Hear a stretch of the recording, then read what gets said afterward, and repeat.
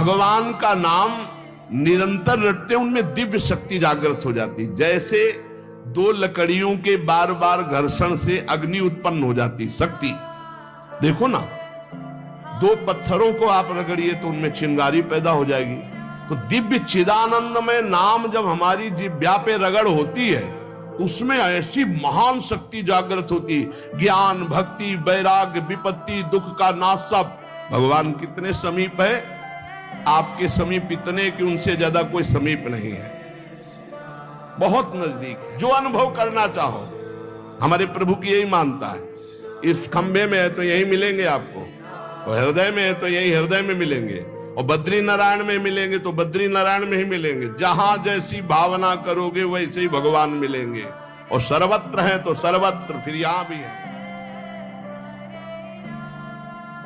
नाम जप सब कुछ इसी से प्राप्त हो जाएगा, विश्वास कर लीजिए। तो लोग पूछते हैं कौन सा नाम जप करें, तो पहली बात है कि जो आपके गुरु ने नाम दिया है वो नाम जप करो। यदि आपने गुरु नहीं बनाया तो जो नाम आपको भगवान का प्रिय हो, राम कृष्ण हरि शिव, जो नाम आपको प्रिय हो नाम जप करो। वो आपको गुरु से मिला देगा, गुरु मंत्र दिलवा देंगे, वो आपको भगवत प्राप्ति का सब वही नाम करवा देगा। आप शुरू तो करो नाम जप करना। जिनको सौभाग्य से गुरु मिल गए हैं, अपने गुरु के द्वारा दिए हुए नाम पर आसक्त हो जाओ। और मन का एक स्वभाव है, ये बगल में कुछ लेके चलने का स्वभाव है, गुरु से हटकर कुछ लेके चलने का। ये स्तोत्र ले लें, ये नाम ले लें, ये इसका स्वभाव है। इसी स्वभाव को हटाना है। गुरु ने कहा राम तो राम, गुरु ने कहा राधा तो राधा जीवन, उसी से आप देख लेना सब कुछ प्राप्त हो जाएगा। नाम की बड़ी महिमा है। विभिन्न ग्रंथों में भगवान के विभिन्न नामों को गाया गया है। जो तुम्हें नाम प्रिय लगे, और भगवान के अनंत नाम हैं। सभी भगवान के नाम समान बलशाली हैं, पर विशेषता होती गुरु प्रदत्त नाम में। जैसे गोस्वामी जी को राम नाम सर्वोपरि, चैतन्य महाप्रभु कृष्ण नाम सर्वोपरि, हरिवंश महाप्रभु राधा नाम सर्वोपरि, कोई हर्ज नहीं। उसी एक परम तत्व के अनेकों नाम हैं। जिसको जो प्रिय लगे खूब पकड़ लो उस नाम को, जोर से बार बार उसे जपो। तो जो भगवान का नाम निरंतर रटते उनमें दिव्य शक्ति जागृत हो जाती। जैसे दो लकड़ियों के बार बार घर्षण से अग्नि उत्पन्न हो जाती शक्ति। देखो ना, दो पत्थरों को आप रगड़िए तो उनमें चिंगारी पैदा हो जाएगी। तो दिव्य चिदानंद में नाम जब हमारी जिह्वा पे रगड़ होती है तो उसमें ऐसी महान शक्ति जागृत होती। ज्ञान, भक्ति, वैराग्य, विपत्ति, दुख का नाश सब। देखो गोस्वामी जी सरल भाषा में कह रहे हैं, यदि हृदय में और जगत में भी लोक में मंगल चाहते हो तो अपनी जिह्वा रूपी देहरी पर, जो भीतर और बाहर दोनों को मंगल करेगी, नाम विराजमान कर लो। गोस्वामी जी को प्राण प्रिय है 2 अक्षर राम, ऐसे प्राण प्रिय है हमारा 2 अक्षर राधा। जिह्वा पे विराजमान कर लो, लोक परलोक सब मंगल को प्राप्त हो जाएगा। सर्वत्र भगवत दर्शन, तीसरी बात आई। पहला आया अपने इष्ट के अनन्य, दूसरा कैसे हो तो बोले निरंतर नाम जप करो, और तीसरा सर्वत्र भगवत दर्शन। ये सर्वोत्तम बात है। चाहे वो चांडाल हो, पशु हो, पक्षी हो, जड़ हो, चैतन्य हो, जहां तुम्हारी दृष्टि पड़े तो उसमें देखने की कोशिश करो, इसमें भगवान श्री हरि विराजमान है। जैसे दूर से पड़ी हुई रस्सी सांप दिखाई देती है, न सांप पहले था ना बाद में रहेगा, बीच में भास रहा है, और बीच में है रस्सी, भास रहा है सांप।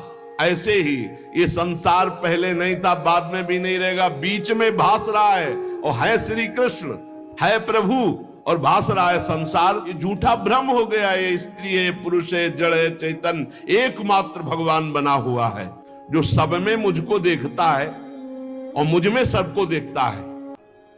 वो मेरे नेत्रों से कभी ओझल नहीं होगा, मैं उसके नेत्रों से कभी ओझल नहीं होगा। और एक श्लोक आता है कि मैं किसी में प्रवेश नहीं हूं, कोई मेरे में प्रवेश नहीं। वही यहां कह रहे हैं, नहीं आधार नहीं को हरि महा। अब क्या मतलब है इसका? बोले इसका मतलब है जैसे कहा जाए बर्फ में पानी नहीं है और पानी में बर्फ नहीं है, बात कैसी रहेगी? क्योंकि बर्फ ही पानी है, पानी ही बर्फ है, भेद ही नहीं है। तो कहा जाए बर्फ में पानी प्रवेश नहीं कर सकता और पानी में बर्फ प्रवेश नहीं कर सकती, उसकी अलग सत्ता नहीं। बर्फ ही पानी बनी हुई है, पानी ही बर्फ है, कोई अंतर नहीं। तो कह रहे कि नहीं आधार। बोले कैसी बात कर रहे हो? बोले इसलिए कह रहा हूं कि वही वही है, दूसरा कोई है नहीं। प्रभु किसी में प्रवेश नहीं करते क्योंकि प्रभु ही है पहले से, तो किसी में प्रवेश करे? और कोई प्रभु में प्रवेश नहीं कर सकता क्योंकि कोई है ही नहीं, प्रभु ही है।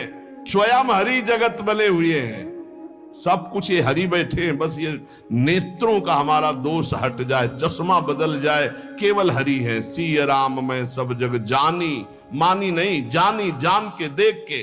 अति समीप, भगवान कितने समीप है? आपके समीप इतने कि उनसे ज्यादा कोई समीप नहीं है, बहुत नजदीक है। इतने नजदीक है कि अपने आप से भी नजदीक हरि है, अपने आप से भी। आप अभी अपने को शरीर मान रहे हैं या मन मान रहे हैं या स्वभाव मान रहे हैं, स्थूल सूक्ष्म कारण तीनों से नजदीक भगवान है। और इतने दूर है कि जन्म जन्म लग जाएंगे खोजते हुए, मिलना बहुत कठिन है। क्यों? क्योंकि बाहर खोजने से नहीं मिलेंगे, अंदर डूबने से मिलते हैं। अंदर जो लौट कर डूब गया वो पा गया हीरा, और जो बाहर चाबी घर में खो गए हैं और बाहर जंगल में पूरा जीवन ढूंढो, मिलेंगे क्या? घर में लौटो, अंतर में आओ, बहिर्मुख बात छोड़ो, अंतर्मुख हो करके एकस चरणदास चित्त मनंतई से अकेले अंदर घुसो।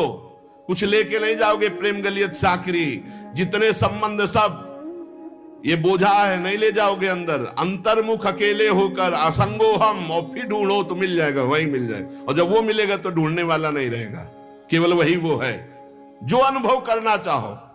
हमारे प्रभु की यही मानता है, इस खंभे में है तो यही मिलेंगे आपको, और हृदय में है तो यही हृदय में मिलेंगे, और बद्री नारायण में मिलेंगे तो बद्री नारायण में ही मिलेंगे। जहां जैसी भावना करोगे वैसे ही भगवान मिलेंगे। और सर्वत्र है तो सर्वत्र फिर यहां भी है। कैसे भगवान समाये हुए हैं? जैसे दूध में घी। अब दूध में पूड़ी बनाओ, नहीं बन पाएगी। अब प्रक्रिया है, दूध को दही जमाओ, दही का मंथन करो, मक्खन निकालो, मक्खन को सिराओ, घी आ गया। ऐसे ही गुरु प्रदत्त साधना के बिना यह दृष्टि नहीं प्राप्त हो सकती। सर्वत्र श्री भगवान है।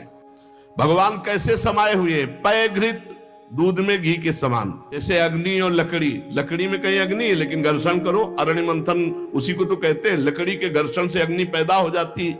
जैसे एक छोटे से बीज में पूरा वृक्ष है, उसकी डाल भी है, उसका पत्ता भी है, उसका फल भी है, लेकिन उसको जब आप भूमि पर प्रक्रिया से गाड़े, बीज अंकुरित हो, तब आपको यह अनुभव में आएगा।